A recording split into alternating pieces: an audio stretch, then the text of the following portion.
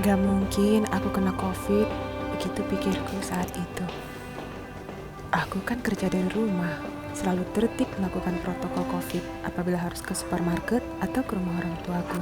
Tapi kenyataannya, mungkin tangan saya kurang disiplin untuk tidak menyentuh mata, hidung, dan mulut.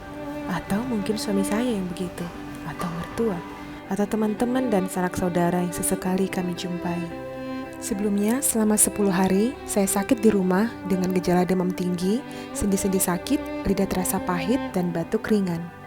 Di hari kelima setelah demam turun, aku dan suami melakukan cek darah, di mana hasilnya menunjukkan bukan demam berdarah maupun tipes. Walau enggan melakukan rapid test, mungkin karena takut menerima kenyataan, apalagi saya toh tidak demam lagi, saya akhirnya melakukan rapid test pada hari ke-7.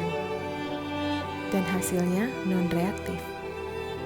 Di titik ini, ibu mertua saya yang berusia 78 tahun mengalami rasa pahit di lidah selama seminggu, tidak selera makan dan tubuh semakin lemas, namun tidak ada demam maupun batuk.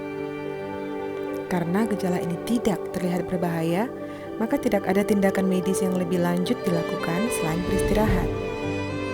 Merasa lega dengan hasil non-reaktif, keesokan harinya, suami ke rumah sakit Elizabeth untuk ambil obat batuk yang tak kunjung reda.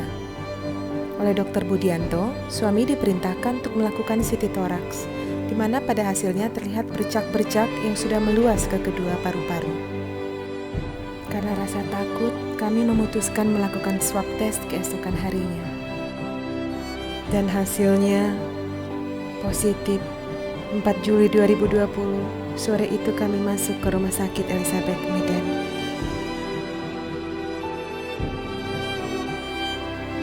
Malam itu juga, ibu mertua saya menyusul opname dengan kondisi cukup kritis. Saya, suami, dan mertua diisolasi di dalam satu kamar.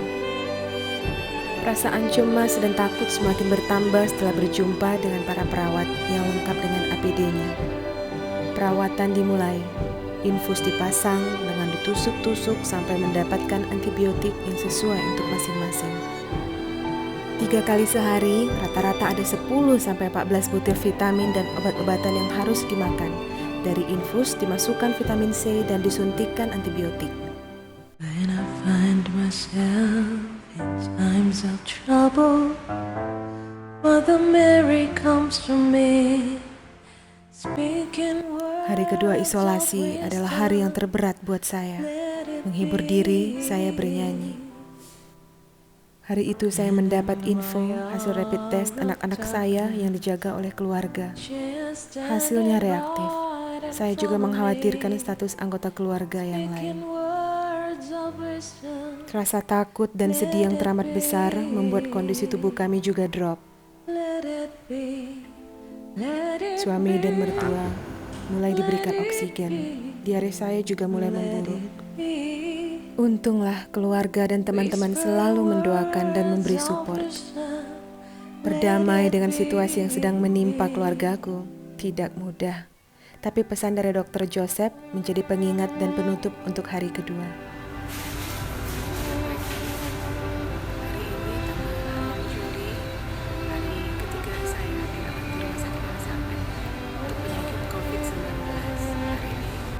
Perawatan berlanjut. Para perawat yang tidak kami kenali di balik APD-nya melakukan EKG setiap hari, cek darah per 2 hari, dan foto toraks per 3 hari.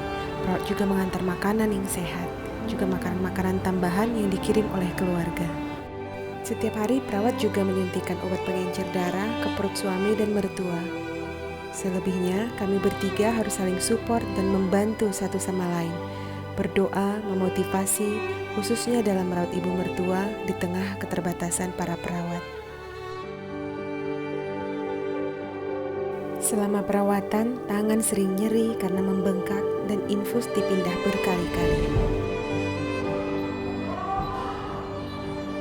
Sesekali, di lorong kedengaran suara-suara raungan pasien lain yang menyayat hati.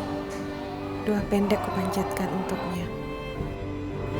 Sesekali juga di lorong ini kami berjumpa dengan pasien-pasien lain yang telah sembuh dan menunggu hasil swab negatif. Puji Tuhan, mujizat terjadi. Walau anak-anak terpapar, tapi tanpa gejala dan semakin sehat dirawat keluarga. Semua keluarga juga non-reaktif dan sehat. Kondisi kami juga berangsur sembuh, khususnya ibu mertua yang di usia 78 tahun berhasil melewati masa krisisnya dan recovery-nya sangat cepat. Setelah 2 kali swab saja, kami berhasil mendapat hasil negatif.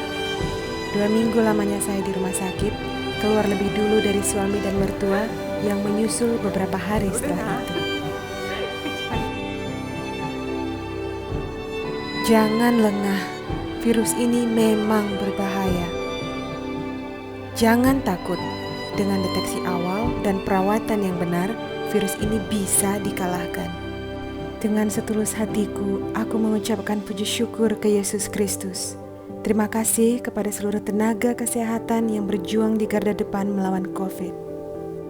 Khususnya Dr. Budianto dan Dr. Noni dan seluruh perawat di Rumah Sakit Elizabeth yang bertugas di ruang isolasi, atas perawatan dan motivasi yang selalu kalian tularkan.